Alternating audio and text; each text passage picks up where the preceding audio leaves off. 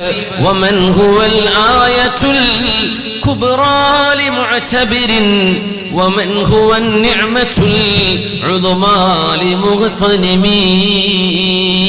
അത് വലിയ ദൃഷ്ടാന്തമാണ്. ആ ദൃഷ്ടാന്തമായതുകൊണ്ടാണ് മഹാനായ റബീഅത്ത് ഇബ്നു കഅബ് അസ്ലമി റളിയല്ലാഹു അൻഹു അല്ലാഹുവിന്റെ റസൂൽ എന്ത് വേണം റബീഅ സൽ ചോദിച്ചോളൂ റബീഅ എന്താ വേണ്ടത്?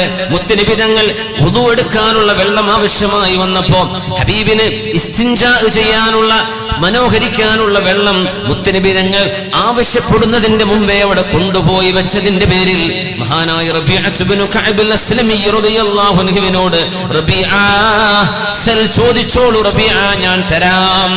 അത് പറയാനുള്ള ധൈര്യം മുത്ത ഹബീബിനല്ലാതെ ആർക്കാണുണ്ടാവുക?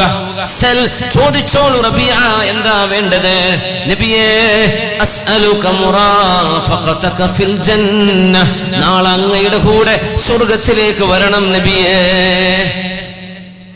അവ ഗൈറ ദാലിക്, വേറെന്തെങ്കിലും ചോദിക്കാനുണ്ടോ റബീഅ? ഇല്ല നബിയേ.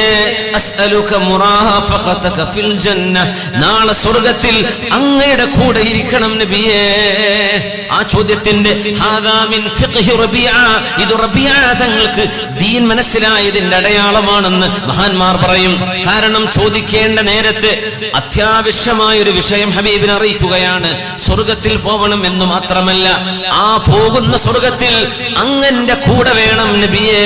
അസ്അലുക മുറാഫഖതക ഫിൽ ജന്ന, റബീഅ നിങ്ങൾക്ക് ഞാനത് വാങ്ങിത്തരാം.